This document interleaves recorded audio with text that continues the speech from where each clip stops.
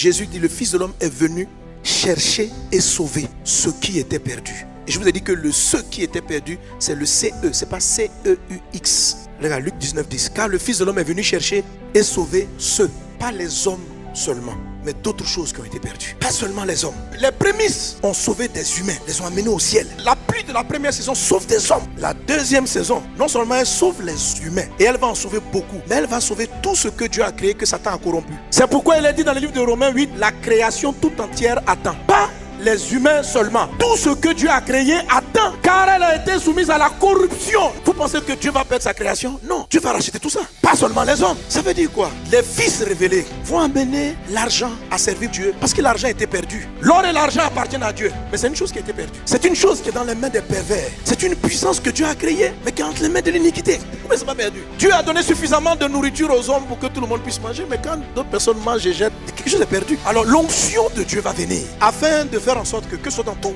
les secteurs d'activité, que j'explique dans mon livre sur les 12 portes d'influence, les gens vont opérer avec l'onction de Dieu pour sauver les humains, mais aussi les domaines d'activité, les ramener au service de Christ, au but initial pour lequel Dieu les a amenés. C'est cette pluie-là qui va nous amener dans cette dimension de l'épouse pour préparer le retour de Jésus avec le salut massif des hommes. Pas seulement dans le domaine pastoral, mais dans tous les secteurs, Dieu va sauver des vies. Dieu va se servir de la cuisine, des informaticiens, des mathématiciens. C'est une puissance qui arrive. Je prophétise. Il faut des prophètes pour annoncer. Je prophétise. Car la prophétie prépare un peuple bien disposé. Est-ce que tu es prêt? Est-ce que tu es prêt?